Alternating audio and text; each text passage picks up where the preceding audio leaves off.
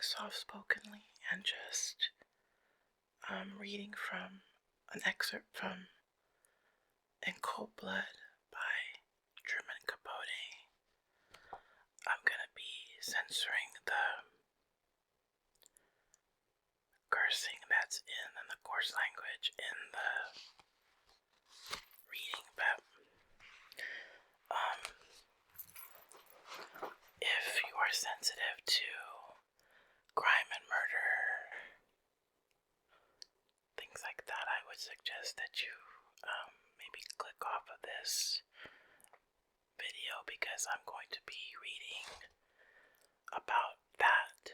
So it's a true crime novel about the Clutter family murder. So I don't think I've ever done a video like this on my channel before, and I wanted to do something like this and see if it does good. So I'm gonna go ahead and start reading from the excerpt from In Cold Blood by Truman Capote. And I'm gonna first let you know what the scene is. Basically, it's some detectives that are with the captured criminal, the murderer, and they are asking him, like in a casual atmosphere, how it all happened, how it went down with and so the criminal or the murderer, he is recounting the whole scene of the crime and what happened during the murders of this Clutter family. So I'm going to be reading that excerpt from the novel In Cold Blood by Truman Capote, 14 pages. So I'm going to start. I have to wear my glasses too for this video. Dewey lights 2 cigarettes, one for himself, one for the prisoner. Tell us about it, Perry. Smith smokes with eyes closed and explains, I'm thinking. I want to remember this just the way it was. He pauses for quite a while. Well, it all started with a letter I got while I was out in Bull, Idaho. That was September or October. The letter was from Dick, and he said he was on to a cinch, the perfect score. I didn't answer him, but he wrote again, urging me to come back to Kansas and go partners with him. He never said what kind of score it was, just that it was a surefire cinch. Now, as it happened, I had another reason for wanting to be in Kansas about that time. A personal matter I'd just as soon keep to myself. It's got nothing to do with this deal. Only that otherwise I wouldn't have gone back there. But I did. And Dick met me at the bus station in Kansas City. We drove out to the farm, his parents' place, but they didn't want me there. I'm very sensitive. I usually know what people are feeling, like you. He means Dewey, but does not look at him. You hate handing me a butt.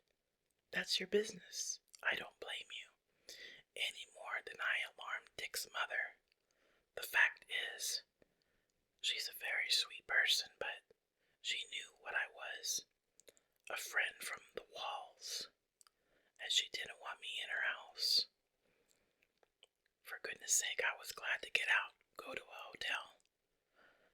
Dick took me to a hotel in Olathe. We bought some beer and carried up to the room, and that's when Dick outlined what he had in mind.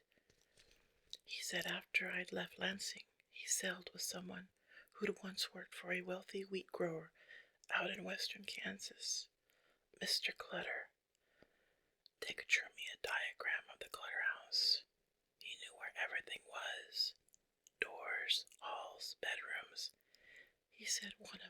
ground floor rooms was used as an office, and in the office there was a safe, a wall safe. He said Mr. Clutter needed it because he always kept on hand large sums of cash, never less than $10,000. The plan was to go rob the safe, and if we were seen, well, whoever saw us would have to go. Dick must have said 1,000,000 times, "No witnesses." Dewey says, "How many of these witnesses did he think there might be? I mean, how many people did he expect to find in the Clutter house?" That's what I wanted to know, but he wasn't sure. At least 4, probably 6. And it was possible the family might have had guests. He thought we ought to be ready to handle up to 12. Dewey groans, Dunce whistles, and Smith, smiling warmly, adds, "Me too. Seemed to me that was a little off. 12 people?" But Dick said it was a cinch. He said, "We're going to go in and splatter those walls with hair." The mood was in. I let myself be carried along. But also, I'll be honest, I had faith in Dick.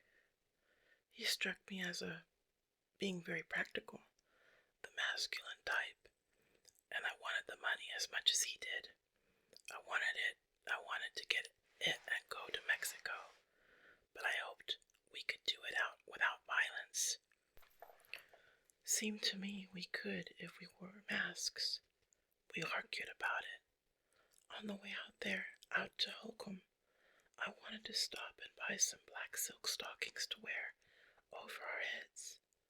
But Dick felt that even with a stocking, he could be identified because of his bad eye. All the same, when we got to Emporia, Dunce says, "Hold on, Perry, you're jumping ahead. Go back to Olathe. What time did you leave there?" 1:30. We left just after lunch and drove to Emporia, where we bought some rubber gloves and a roll of cord, the knife and shotgun, the shells. Dick had brought all that from home, but he didn't want to look for black stockings. It got to be quite an argument. Somewhere on the outskirts of Emporia, we passed a Catholic hospital, and I persuaded him to stop and go inside and try and buy some black stockings from the nuns. I knew nuns wear them. But he only made believe, came out and said they wouldn't sell him any. I was sure he hadn't even asked, and he confessed it. He said it was a pukey idea. The nuns would have thought he was crazy. So we didn't stop again till Great Bend.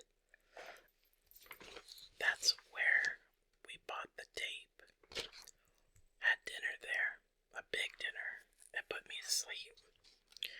When I woke, we were just coming into Garden City. Seemed like a real dead dog town. We stopped for gas at a filling station. Dewey asked if he remembers which one. Believe it was Phillips 66. What time was this?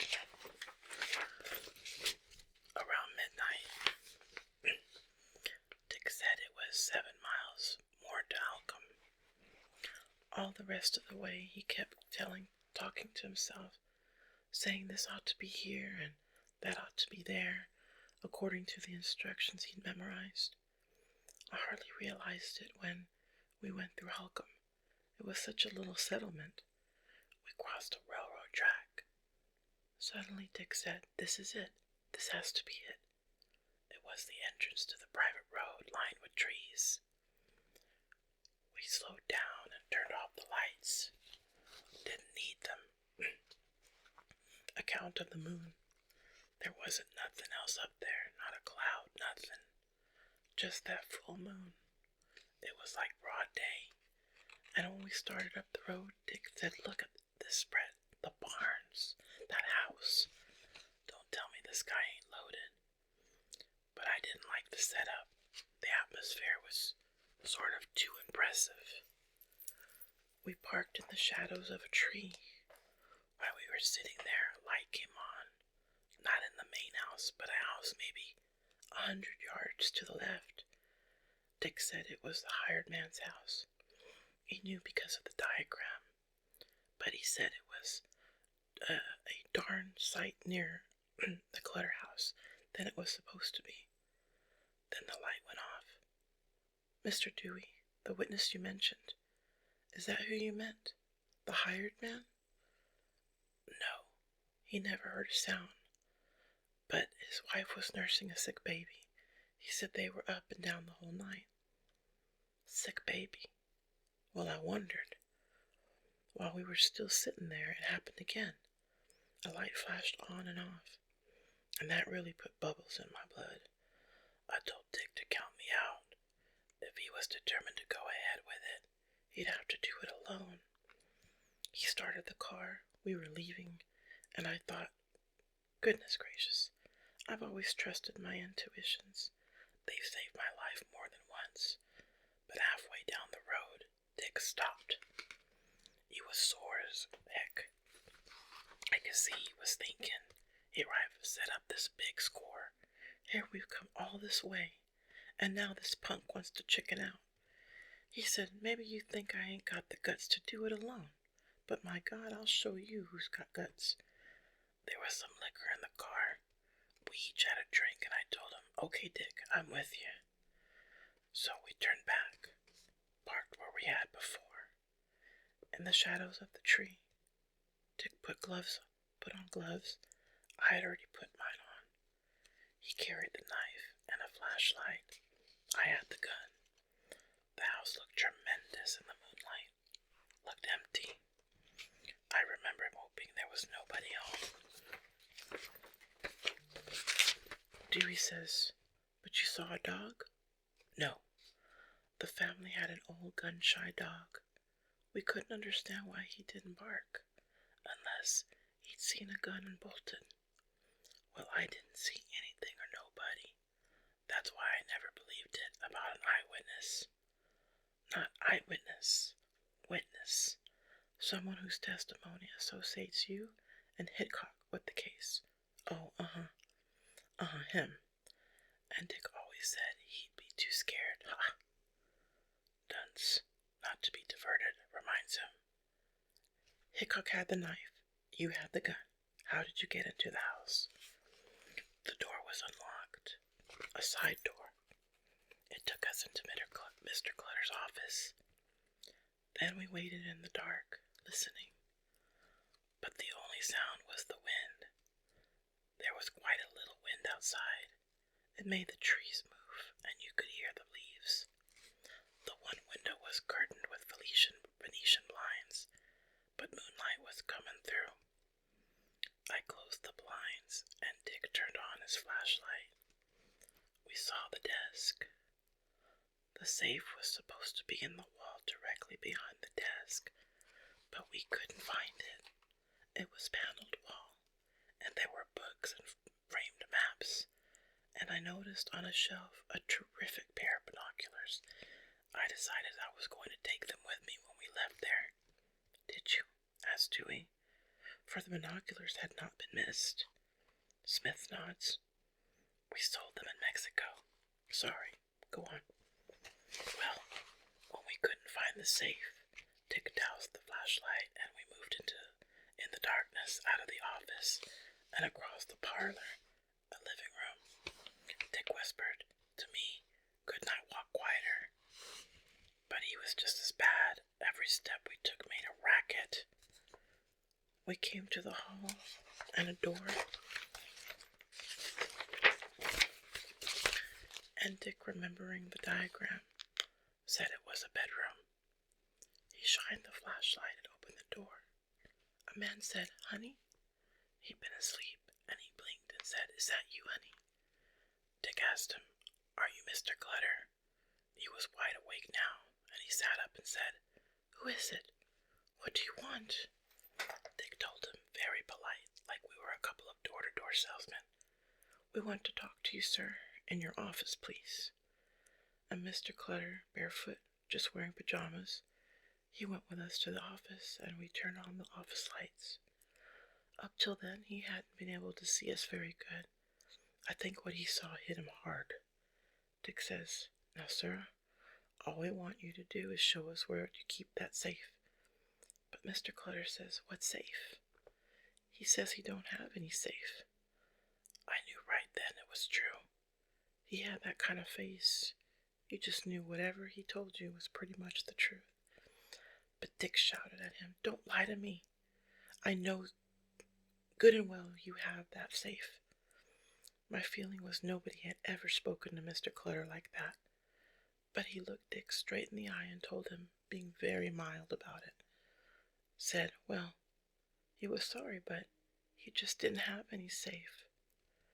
Dick tapped him on the chest with a knife, says, "Show us where that safe is or you're gonna be a good bit sorrier." But Mr. Clutter, oh, you could see he was scared, but his voice stayed mild and steady. He went on denying he had a safe. Sometime along in there, I fixed the phone. The one in the office, I ripped out the wires, and I asked Mr. Clutter if there were any other telephones in the house. He said yes, there was one in the kitchen. So I took the flashlight and went to the kitchen. It was quite a distance from the office. When I found the telephone, I removed the receiver and cut the line with a pair of pliers. Then, heading back, I heard a noise, a creaking overhead. I stopped at the foot of the stairs leading to the second floor. It was dark and I didn't dare use the flashlight, but I could tell there was someone there at the top of the stairs. Silhouetted against the window, a figure. Then it moved away. Dewey imagines it must have been Nancy. He'd often theorized on the basis of the gold wristwatch found tucked in the toe of a shoe in her closet that Nancy had awakened, heard persons in the house, thought they might be thieves, and prudently hidden the watch, her most valuable property. For all I knew, maybe it was somebody with a gun, but Dick wouldn't even listen to me. He was so busy playing tough boy, bossing Mr. Clutter around. Now he brought him back to the bedroom. He was counting the money in Mr. Clutter's billfold. There was about $50. He threw the billfold on the bed and told him, "You've got more money in this house than that, a rich man like you, living on a spread like this." Mr. Clutter said that was all the cash he had. He explained he always did business by check. He offered to write us a check. Dick just blew up. "What kind of Mongolians do you think we are?" And I thought Dick was ready to smash him. So I said, "Dick, listen to me. There's somebody upstairs awake." Mr. Clutter told us the only people upstairs were his wife and his son and daughter. Dick wanted to know if the wife had any money, and Mr. Clutter said if he did, it would be very little, a few dollars, and he asked us, really kind of broke down, please not to bother her, because she was an invalid.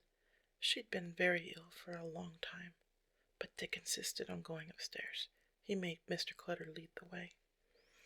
At the foot of the stairs, Mr. Clutter switched on lights that lighted the hall above, and as we were going up, he said, "I don't know why you boys want to do this. I've never done you any harm. I never saw you before."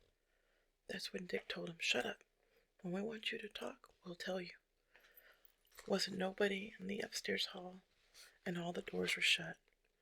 Mr. Clutter pointed out the rooms where the boy and girl were supposed to be sleeping, then opened his wife's door. He lighted a lamp beside the bed and told her, "It's all right, sweetheart, don't be afraid. These men, they just want some money." She was a thin, frail sort of woman in a long white nightgown. The minute she opened her eyes, she started to cry. She says, talking to her husband, "Sweetheart, I don't have any money."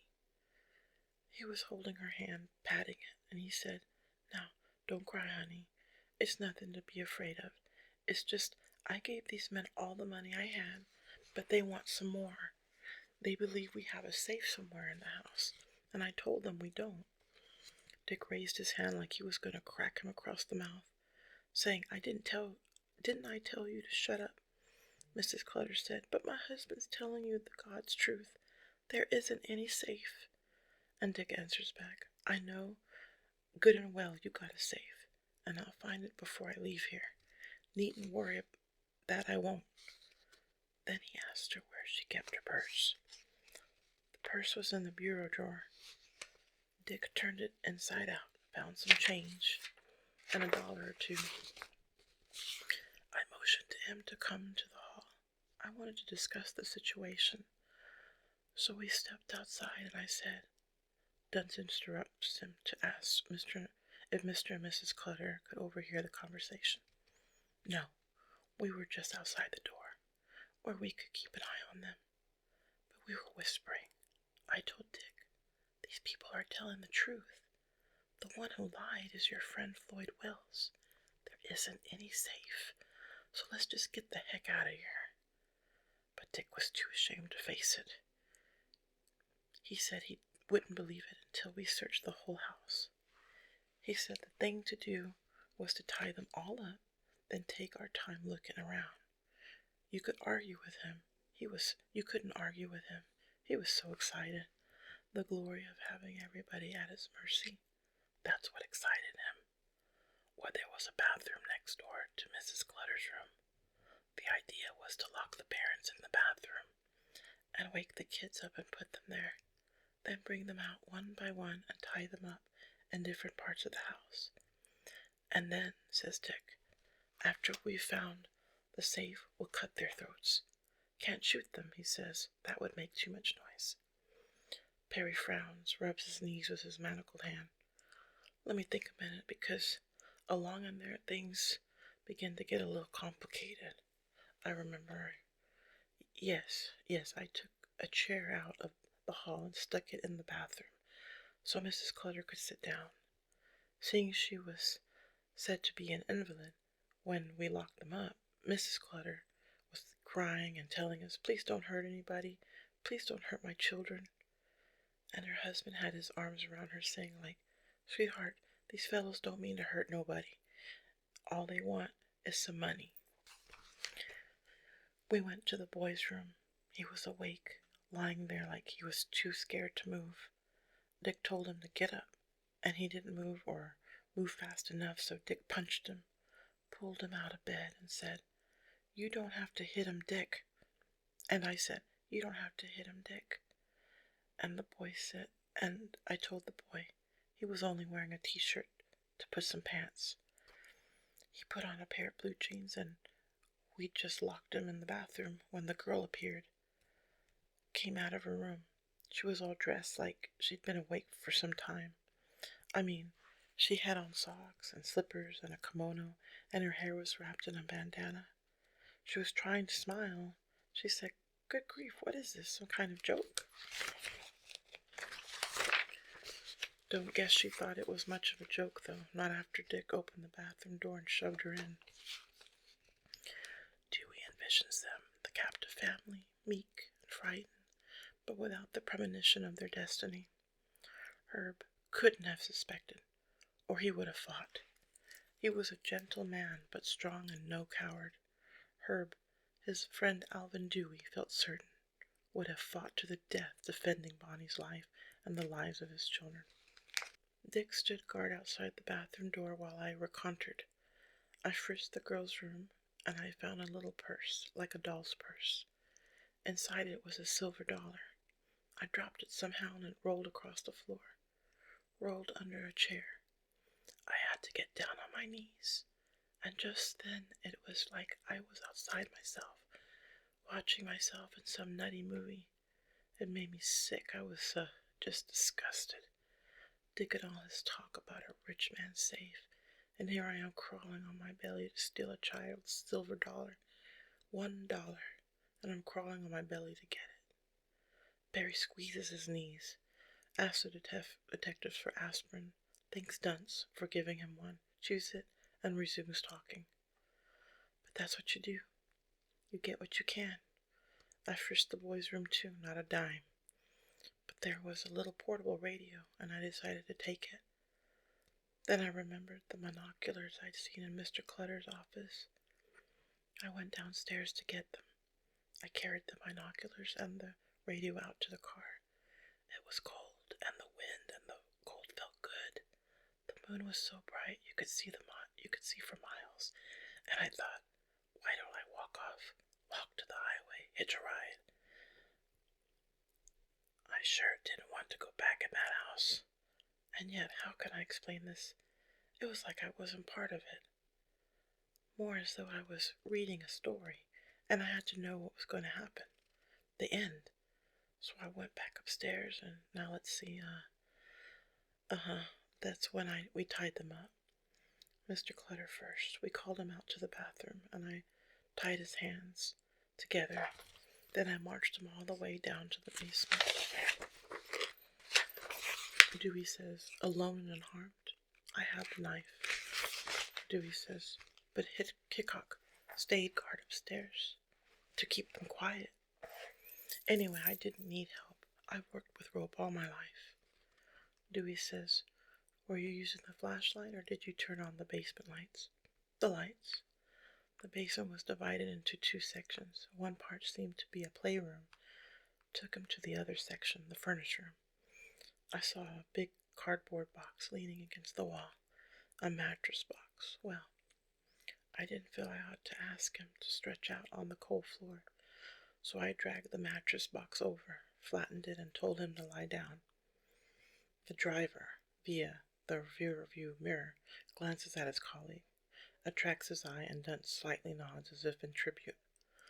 All along, Dewey had argued that the mattress box had been placed on the floor for the comfort of Mr. Clutter, and taking heed of similar hints, other fragmentary indications of ironic, erratic compassion, the detective had conjectured that at least one of the killers was not altogether uncharitable.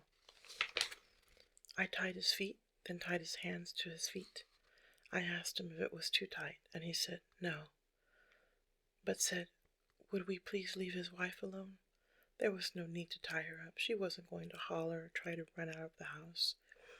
He said she'd been sick for years and years, and she was just beginning to get a little better. But an incident like this might cause her to have a setback. I know it's nothing to laugh over, only I couldn't help it. Him talking about a setback. Next thing, I brought the boy down. First, I put him in the room with his dad, tied his hands in an overhead steam pipe. Tied his hands to an overhead steam pipe. Then I figured that wasn't very safe. He might somehow get loose and undo the old man, or vice versa. So I cut him down and took him to the playroom, where there was a comfortable-looking couch. I roped his feet to the foot of the couch, roped his hands, then carried the rope up and made a loop around his neck, so if he struggled, he'd choke himself. Once, while I was working, I put the knife down on his, it was a freshly varnished cedar chest. The whole cellar smelled of varnish, and he asked me not to put my knife there. The chest was a wedding present he'd built for somebody. A sister, I believe he said. Just as I was leaving, he had a coughing fit, so I stuffed a pillow under his head. Then I turned off the lights. Dewey says, but you hadn't taped their mouths? No. The taping came later, after I'd tied both the women in their bedrooms. Mrs. Clutter was still crying. At the same time, she was asking me about Dick. She didn't trust him, but said she felt I was a decent young man. I'm sure you are, she says, and made me promise I wouldn't let Dick hurt anybody. I think what she really had in mind was her daughter. I was worried about that myself. I suspected Dick was plotting something I wouldn't stand for. When I finished tying Mrs. Clutter, sure enough, I found he'd taken the girl to her bedroom. She was in the bed, and he was sitting on the edge of it talking to her. I stopped that. I told him to go look for the safe while I tied her up. After he'd gone, I roped her feet together and tied her hands behind her back. Then I pulled up the covers, tucked her in till just her head showed. There was a little easy chair near the bed, and I thought I'd rest a moment. My legs were on fire, all that climbing and kneeling. I asked Nancy if she had a boyfriend. She said yes, she did. She was trying hard to act casual and friendly. I really liked her. She was really nice, a really very pretty girl, and not spoiled or anything. She told me quite a lot about herself, about school, and how she was going to go to university to study music and art, horses. Said next to dancing what she liked best was to gallop a horse. So I mentioned my mother had been a champion rodeo rider. And we talked about Dick. I was curious to see what he'd been saying to her. Seems she'd had asked him why he did the things like this, rob people. And wow, did he toss her a tearjerker. Said he'd been raised an orphan in an orphanage and how nobody ever loved him, and his only relative was a sister who lived with men without marrying them. All the time we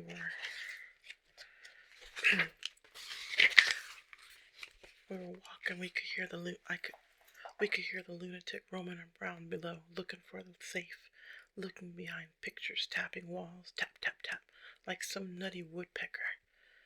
When he came back, just to be a real jerk, I asked if he found it. Of course he hadn't, but he said he'd come across another purse in the kitchen with $7. Dunn says, how long now had you been in the house? Maybe an hour. Dunn says, and when did you do the taping? Right then. Started with Mrs. Clutter. I made Dick help me because I didn't want to leave him alone with the girl. I cut the tape in long strips and Dick wrapped them around Mrs. Clutter's head like you'd wrap a mummy. He asked her, how come you keep on crying? Nobody's hurting you. And he turned off the bedside lamp and said, good night, Mrs. Clutter. Go to sleep. Then he says to me, and we're heading along the hill toward Nancy's room, I'm going to have that little girl. And I said, but you'll have to kill me first. He said, but you'll have to kill me first. He looked like he didn't believe he'd heard right. He says, what do you care? You can have her too. Now, that's something I despise. Anybody that can't control themselves sexually.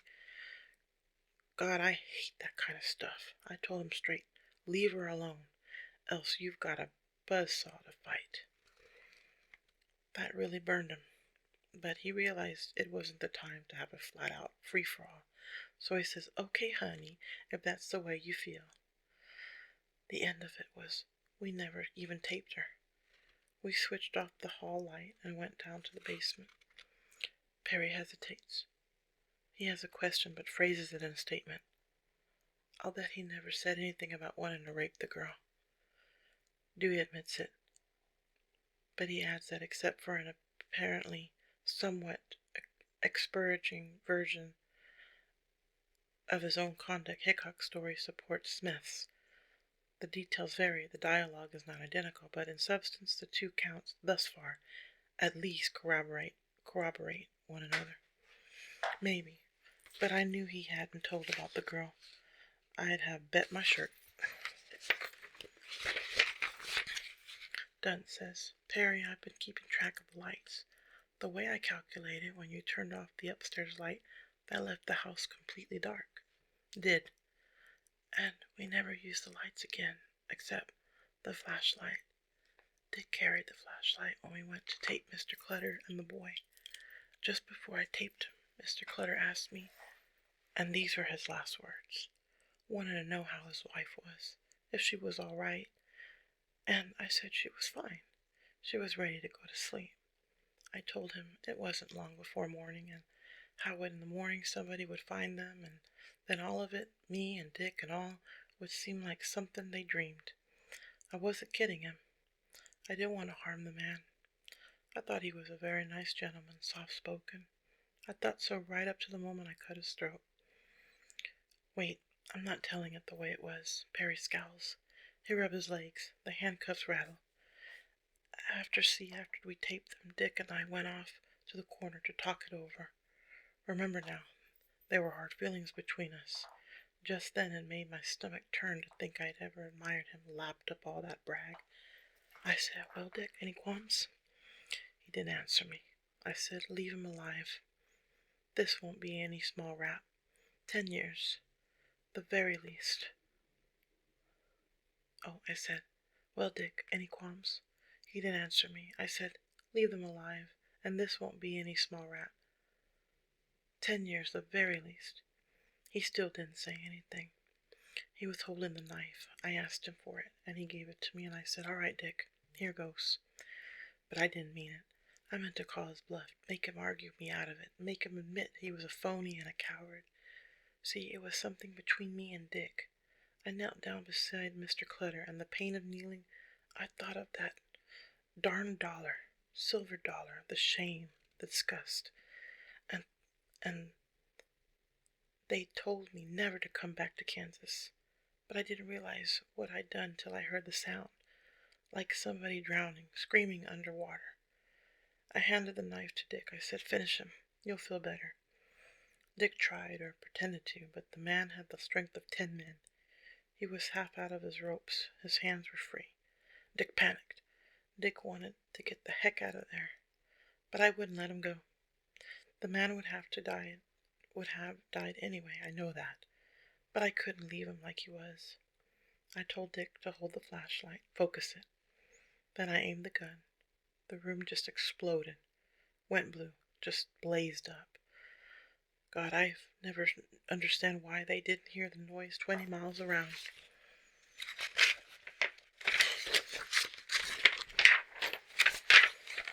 Dewey's ears ring with it.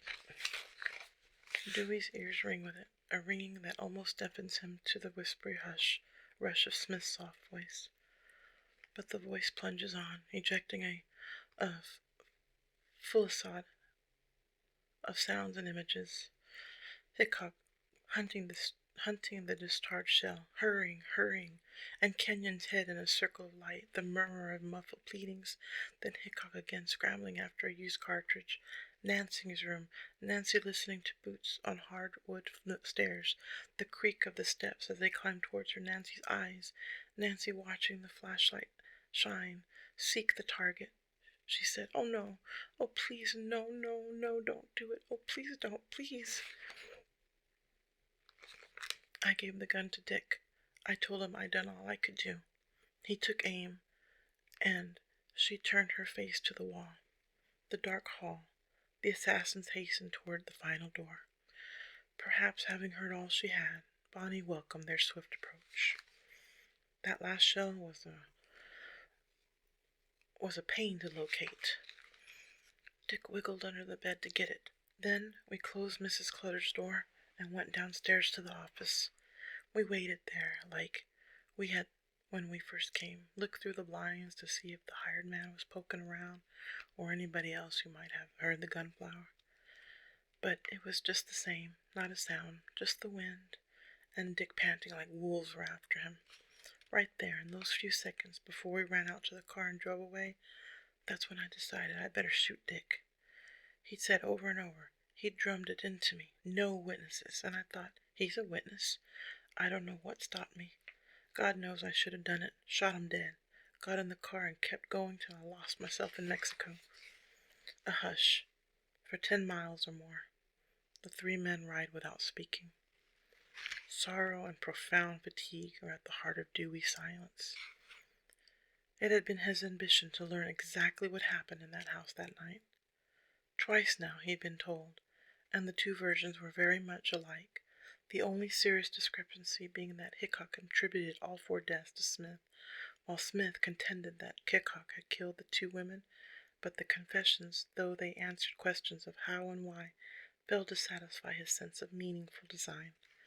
The crime was a psychological accident, virtually an impersonal act. The victims might as well have been killed by lightning, except for one thing.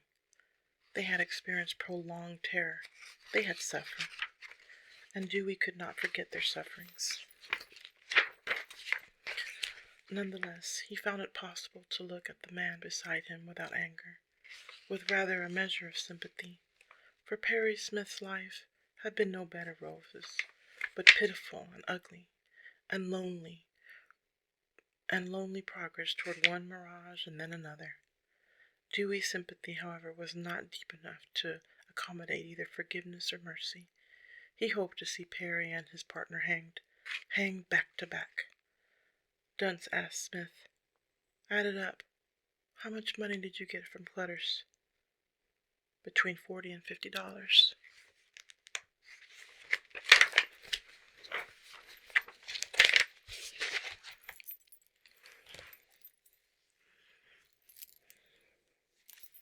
Sorry about that, guys. Maybe I get emotional about that. But, I'm only human.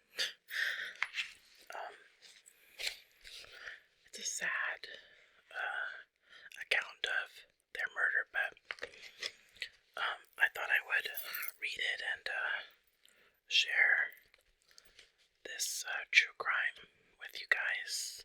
This true crime reading. I personally do like to hear true crime drama and true crime, so I don't watch it like I used to. Like I used to watch the ID channel all the time, but